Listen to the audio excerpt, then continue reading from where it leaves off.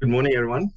My name's Luan, and today I'll be giving you an overview on Solana, which is a blockchain technology, and then also hopefully give everyone a better idea on how it gets the nickname, the Usain Bolt of blockchain. So what's the goal of Solana? Solana claims that if transactions are no larger than 176 bytes, then a central database can handle process 710,000 transactions per second. It's Solana's goal to show that this theoretical limit may be applied to the blockchain as well. So to understand how they're trying to achieve this, we need to look at what is known as the blockchain trilemma. This refers to the three benefits that blockchain technologies aim to provide, although it's not yet possible due to it still being challenging. But these three benefits include decentralization, security, and scalability. So where does Solana fall within this triangle? To be a validator on Solana requires expensive hardware, meaning that fewer people can enter the blockchain. And this also leads to, with less computers, we get closer to centralization, which is something that blockchain technologies want to avoid. And with fewer computers, we also have fewer nodes to validate transactions, leading to weaker security. But with fewer nodes, we get increasingly high transactions per second, taking that into account, and the proof of history, which we'll get to, Solana favors scalability. And that is how it gets the nickname, the Usain Bolt of blockchain. So what makes Solana unique? So despite having one of the cheapest transaction fees, and being able to handle 65,000 transactions per second, although proving it can do more, it's also unique in the way validators go about agreeing to specific pieces of data and go about validating transactions, which is called a consensus mechanism. It's also, we'll also look at smart contracts and how that is unique within Solana. So consensus mechanism, this is simply a blockchain in a blockchain system. So this is a component of the blockchain system that depending on the type, depending on the type, it might increase the security due to how validators will go about agreeing to specific pieces of data. It can also lead to poor outcomes, and we'll look at a few examples now. So we'll start with the oldest algorithm, which is proof of work. In this system, miners go about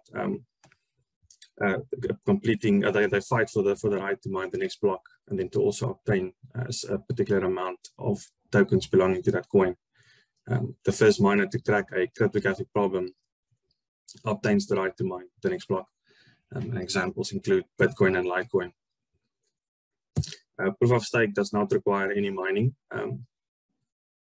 In order to validate a transaction, stakes are made, and the more tokens you own, the more likely you are to be chosen to validate a transaction and to receive the transaction fees. Examples include Ethereum, Cardano, and Polygon. There's also a bunch of other mechanisms, such as delegated proof of stake, where you have delegates and voters who then ultimately decide which delegates get to validate the transactions. So proof of history is Solana's consensus mechanism. They don't call it that, they call it the self-consistent order of events. But the idea of the proof is to integrate time into the blockchain. They don't have a physical time object, though. What they do is quite smart. What they do is they take the data of previously generated states. So state describes the current state of the system and the transactions within it. And what they do is they append the hash function on it. And they do this continuously as the transactions come in. It's impossible to parallelize this since you don't know what the outcome will be of a hash a few hundred or even 1,000 iterations from now. So what they need to do is then let it run iteration by iteration. And by doing this, they use a counter as a means of approximating time. So who is actually doing this? Well, the block producers are doing this, or the validators. These are the people who are chosen to validate transactions and to begin the next block. And they are actually doing this using a SHA-256 function. The proof of history also allows for fast sequencing of validation. As the block producers know their order, they don't have to communicate back and forth with one another to validate a transaction. Nodes does know which block should be validated first in the blockchain. Having this mechanism proved to save a great amount of time and also has the added benefit of security as well. We can see how this affects the trilemma here. Next, we can look at smart contracts. So simply put, smart contracts are blockchain-based algorithms that will execute when certain criteria are met. It ultimately holds logic for things such as sending funds to the appropriate wallet, for example. And as soon as a transaction is finished, the blockchain is updated. Solana actually differs from most other blockchain technologies in the area of smart contracts.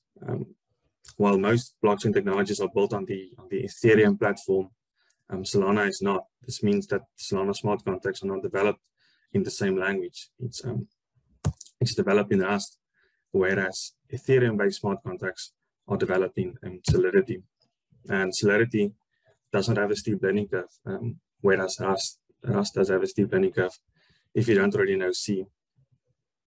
So we can look at SOL. So just like every other blockchain, validators need some form of compensation when they perform a validation.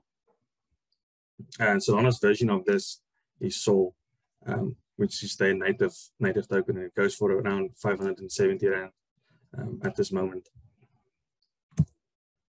Just to end things off, we can compare a few things between Solana and Ethereum. First up, we can look at speed. With Ethereum, you're looking at 15 transactions per second, and with Solana, you're looking at 65,000. It's however important to note that with Ethereum 2.0, they are claiming that it will be able to do 100,000 transactions per second. At the end of 2021, Ethereum had over 200,000 validators, whereas Solana only had over 1,000, but they're up to 1,900 at the moment. But this also proves where Ethereum is more decentralized. And you can also look at the transaction fees for Ethereum. You can see it's $1.60, which is quite more expensive than Solana at the moment. But that was about a month ago. Yeah, thanks. That's all from me.